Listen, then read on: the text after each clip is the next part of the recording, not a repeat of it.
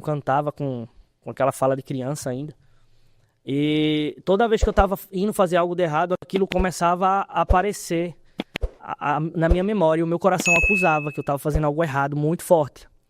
E então por isso que hoje eu entendo que a palavra do Senhor, ela diz assim: ensina o teu filho no caminho que deve andar, né? Exato. Para que quando estiver maior, não se aparte dele. E isso é verdade. Se eu estou aqui hoje, eu sei que é por conta, né, dessa doutrinação que meus pais me deram, com todo o defeito que eu tinha. Mas começamos dali. E aquilo ali, eu já tive contato, né, com armas, com esse tipo de coisa. Então chegou uma época que eu não podia ir para outra quadra, não podia ir para outra cidade, porque começou aquelas ameaças, começou droga, começou isso, eu comecei a andar armado, né? E minha mãe não tinha nem um pouco de consciência de tudo que estava acontecendo, né? Deus falava com ela as coisas estavam difíceis, que ia me tirar dali, senão eu ia morrer. Mas ela não entendia a gravidade, né? Até que eu comecei a ficar muito ameaçado de morte e minha mãe foi para a igreja, Assembleia de Deus. E Deus falou com ela lá, usou uma pessoa e falou que ainda no final deste ano eu vou te tirar daí, porque senão teu filho não vai passar, né? Não vai findar o ano vivo. Uhum. E minha mãe começou a orar bastante e ficar preocupada. E pela gravidade da situação, mesmo que eu tinha arma muitas vezes que eu saía, né? Pegava emprestado, tudo. Eu tive um contato com uma pessoa que era pai de um amigo. E esse rapaz, na época, era um homem já, na verdade. Ele era muito temido lá no lugar, sabe? Muito temido mesmo, porque ele era violento. Eram muitos irmãos, era grande. Eu não vou citar o nome, porque realmente eles são muito conhecidos lá em Pernambuco. Muito mesmo. E por violência, por problema com a polícia, por problema com dinheiro ilícito, tudo, banco. E essa pessoa tinha muita posse. E chegou um dia que eu conversei com ele, eu disse: fulano, qual é o segredo? Por que eu perguntei? Eu vi ele trocando tiro com a polícia num corredor que tinha lá do prédio da minha casa, dava pra eu ver. Foi embaixo assim, eu morava no primeiro andar. E não tinha como ele ter saído ileso, porque era assim, era um corredor que devia ter o quê? 2 metros de largura, mas muito longo. E eu vi tiro de um lado, tiro pro outro. Eu disse: como é que ele saiu vivo? Não pegou uma bala nele, né? E ali eu comecei a perguntar a ele, e ele ficava em silêncio. E dizia assim: você tá querendo saber demais, né? Você tá querendo saber demais e tudo. Mas eu sempre curioso nessa questão. Até que um dia, eu tava com 15 anos de idade. Cheguei lá na casa dele pra visitar o filho dele. O filho dele não tava em casa e nem a esposa. Ele disse: entra aí, pode entrar. Confesso que eu fiquei com um pouco de medo, tá? Que ele tem um semblante assim meio mal assombrado, sabe? Um cara grande, forte. Ele era bem peludo assim, o corpo todo assim, peludo, parecia russo. Meio loiro assim, mas muito peludão. E todo mundo da cidade tinha medo dele, sabe? Dele e dos irmãos. Então, o que é que acontece? Ele tinha um livro, e eu não sabia, mas esse livro foi herdado de geração em geração familiar. E eu acho que ele era o primogênito, não sei, ele herdou o livro, né? Eu acho que quando a mãe faleceu. Então, o que é que acontece? Quando eu entrei, que eu tava assistindo televisão, aí ele disse: Renato, vem aqui no quarto. Aí eu fiquei desconfiado, eu disse: rapaz, esse cara vai fazer alguma coisa comigo. Mas fui com medo. Chegou lá, tinha um móvel assim de madeira, ele tirou o móvel, embaixo da cerâmica, a cerâmica era solta, tinha um livro todo enrolado num pano, né? E aí ele me deu. Quando eu tirei, ele disse assim: tu tava querendo saber o meu segredo é esse aqui. Aí quando eu olhei aquilo, fiquei sem entender. E quando ele me mostrou aquele livro, ele disse assim: ó, aqui eu obtenho todos os poderes espirituais e outras coisas também que eu faço. Esse livro é um complemento. Aí eu disse: ok, quem é? Ele disse: não, eu herdei e tal. Né, a pessoa da minha família que me deu. Tinha muito gado, quando alguém vinha roubar algum boi. O espírito falava no ouvido, a pessoa ia lá e matava o ladrão, sabia onde o ladrão estava. Então ele começou. Ele disse: através disso aqui eu fui e adquiri toda a riqueza. Então eu olhei o livro, era o livro de São Cipriano, né? Mas o livro que ele na época me deu não era o livro que tem em internet nem em banca de revista, em livraria, porque eu já procurei e não tem. E ele era totalmente diferente, totalmente. Tinha umas rezas, coisas nele que eu nunca vi em lugar nenhum, né? Tem até uma reza dele falando como adquirir riqueza. E nessa reza dizia que, no meio da reza, dizia assim, que eu nunca ia herdar o reino dos céus. Quando eu li aquilo, eu disse assim, não é fiquei com receio. Eu disse, não, isso aqui tá cobrando um preço, essa riqueza aí, né? Eu vou perder a salvação, então eu não quis fazer essa reza. Porém, ele disse assim, ó, eu posso te emprestar um pouco, né? Não muito, porque eu não posso te dar esse livro, porque esse livro é de herança, né? E na verdade só quem pode usar esse livro sou eu, mas se você, eu deixo você ler um pouco. Aí eu fui para a sala dele e me sentei e ele foi arrumar alguma coisa lá. Eu comecei a ler o livro. A primeira reza do livro chama Reza da Cabra Preta Milagrosa. Eu comecei a ler aquilo, eu senti meu corpo levitar. Como se estivesse adormecendo tudo e como se eu estivesse ficando leve. E quando ele chegou, que viu aquela situação, ele puxou o livro da minha mão. Como que eu voltei em si, como se estivesse numa transe. E ele disse, vá pra casa, que você não pode ver isso não. Isso é muito pesado pra você. Mas só que aquele negócio, né? Quando a gente tem curiosidade, isso é pior do que... Atiçou a curiosidade. A sua curiosidade. Entendi. Então passou uns meses, depois eu comecei a insistir. E ele me emprestou. E eu comecei a praticar aquilo, né? Comecei a praticar, acender a vela na oração, fazer coisa com a faca, né, na porta. E muitas coisas que... sem minha mãe saber, só que o clima em casa começou a ficar muito pesado. Era uma guerra espiritual, minha mãe não entendia. Deus usava ela em língua, tudo, ela cortava os laços, né, do jeito que Deus usava ela, mas aquilo era recorrente.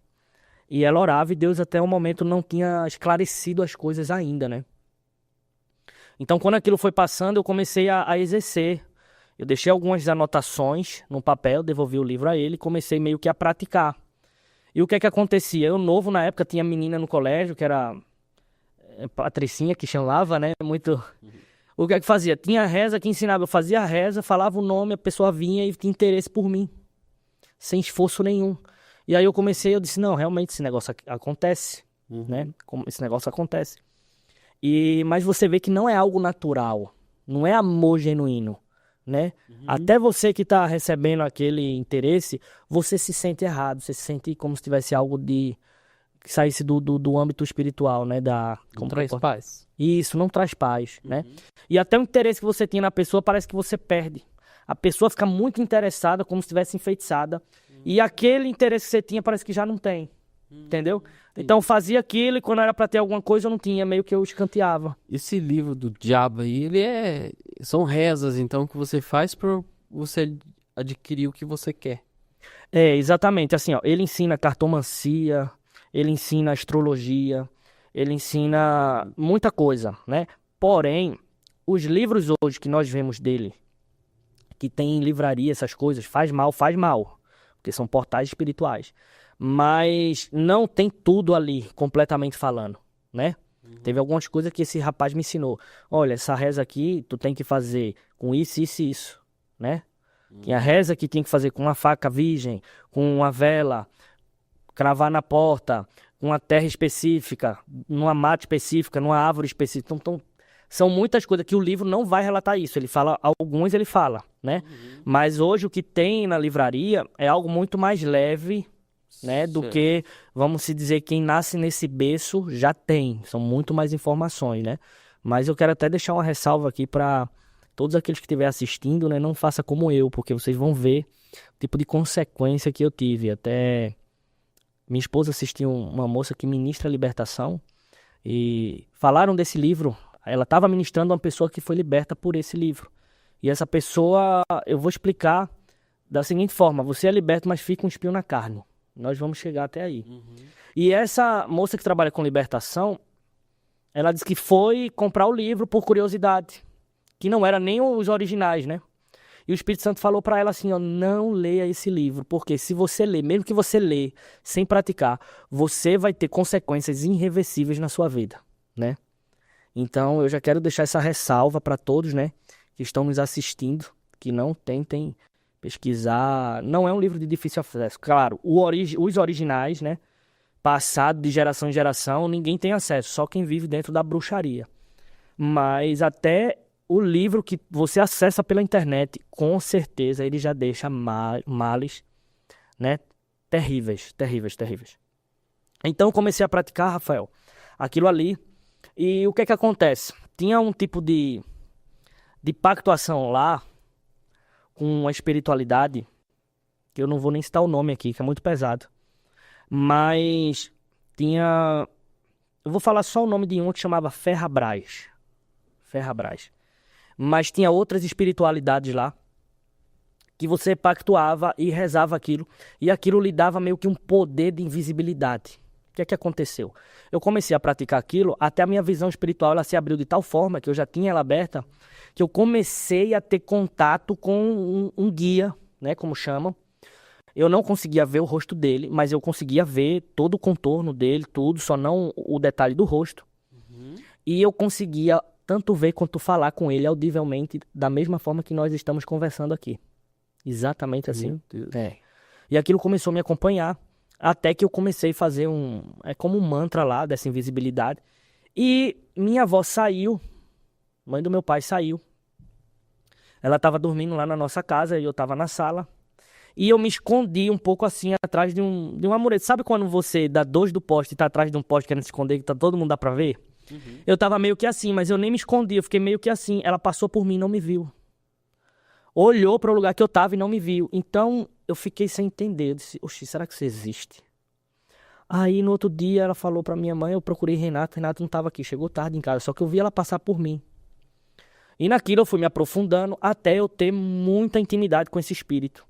A ponto de eu começar a sair pra fazer coisas erradas com outras pessoas, com a gangue lá. E na hora de tiroteio, que eles iam fazer alguma coisa, eu fazia reza. Meio que me escondia, pulava o muro, eles passavam por mim, eu tava atrás de um mato, eles não me enxergavam. Tá entendendo? Não me enxergava. E aquilo eu comecei a me sentir como se fosse um superpoder, né? Porque eu tava assim, poxa, esse negócio dá certo. Esse negócio dá certo. E eu comecei a praticar, até que Deus falou conosco que iríamos nos mudar. Então nós fomos para outra cidade, né? Saímos de lá, fomos para uma cidade chamada Cabo de Santo Agostinho, né?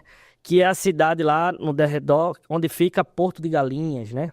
As praias conhecidas. Fomos para lá e lá começou uma nova fase. Assim pensei eu, disse assim, não, agora Deus tudo vai ser mais fácil, tudo vai ser melhor, né? E nesse processo, quando eu fui para lá, meu irmão teve amizades com pessoas boas, né? Pessoas que gostavam de estudar. E eu, como Satanás com um plano muito forte na minha vida, e eu também com um caráter que não era muito bom em relação à violência, eu conheci uma quadrilha de extermínio, desse jeito. E naquela situação, da quadrilha eu posso falar aqui porque já morreram todos. Mas o que é que aconteceu? Eu fui para uma festa, conheci uma moça, e dessa moça tinha esse amigo, né? Muito novo, rapaz até bonito. Muita gente boa, ele se afeiçoou comigo, disse, Renato, ó, vamos sair tudo. Eu tinha uma moto 300 cilindrada na época. E ele também tinha uma, só mudava a cor. E a gente começou a conversar e tudo, contato, só que eu não imaginava a dimensão que ele vivia naquilo, né? E o que é que acontece? Aí eu fui andando, aí eu comecei a descobrir, ele era chefe do tráfico lá numa região lá da cidade, eu não sabia. Depois eu descobri. Só que o que é que me manteve com amizade com ele é que era uma vida, apesar de eu nunca ter roubado, graças a Deus, e nem nada disso, mas era uma vida que trazia muita adrenalina. Tá entendendo? Todos os dias era algo novo. Ele me chamava, vamos fazer isso, tem uma missão pra isso. Eu não me envolvia diretamente, mas me envolvia indiretamente, né? Por quê? Eu não quis participar do tráfico de droga com eles, porque eu trabalhava, eu fazia essas coisas à noite. Dá pra acreditar, né? Que tem gente que entra por necessidade, né? E eu não tinha necessidade financeira, então, né, claro, necessidade normal como todos, mas nada demais. Eu trabalhava, tinha meu trabalho, eu trabalhava numa farmácia, e aí à noite ele vinha me chamava, e aí começou sutil, né? Levar droga, e acompanhava ele, né? Ia beber, bebida, festa, muita festa, até que ele disse assim, um dia, Renato, dá pra você vir me buscar aqui em casa? Minha moto quebrou, mas não tinha quebrado, ele tava mentindo. Eu disse, não, dá sim. Aí fui buscar ele. E ele tava com 2 armas e eu não sabia. E nisso eu não tava mais nessa vida, porque eu tinha me mudado de cidade e eu tava tentando me endireitar, né? E até aquele momento ele foi, e saímos, fomos pra uma festa. Quando aconteceu, o que é que aconteceu? A gente foi pra essa festa, e chegou na festa, tirei meu capacete, botei no chão e me sentei em cima e fiquei olhando. Aí ele chegou com 2 armas e disse assim, ó, segura com uma pra tu. Aí eu fiquei sem entender. Disse. Aí botei embaixo do capacete e fiquei ali. Tudo bem. Começou uma confusão muito grande na festa dele com outra gangue que tinha lá, que era rival dele, eu não sabia. E ali começou uma briga muito forte, eu tive que entrar na briga. Caiu um rapaz da laje lá, se acidentou feio. Começou um tiroteio, então a gente saiu de lá corrido. Subi na moto, eu fui pilotando, eu pilotava muito moto. E ele sabia que eu pilotava bem, então qual foi a estratégia dele, que eu me entendi depois, né? Ele tava me usando como o que a gente chama de cavalo, né? É o que dá fuga. E ali aconteceu aquele tiroteio, e aí a polícia veio atrás da gente, conseguimos escapar. E depois daquilo fui me afundando, saía toda noite, trocamos tiro com outras pessoas. E eu sempre usando a reza pra mim sair bem, tá entendendo? E aquilo acontecia. Uma vez ele foi pego pela polícia e eu não, ele ficou 4 meses preso, saí, disse, como é que a polícia não te pegou?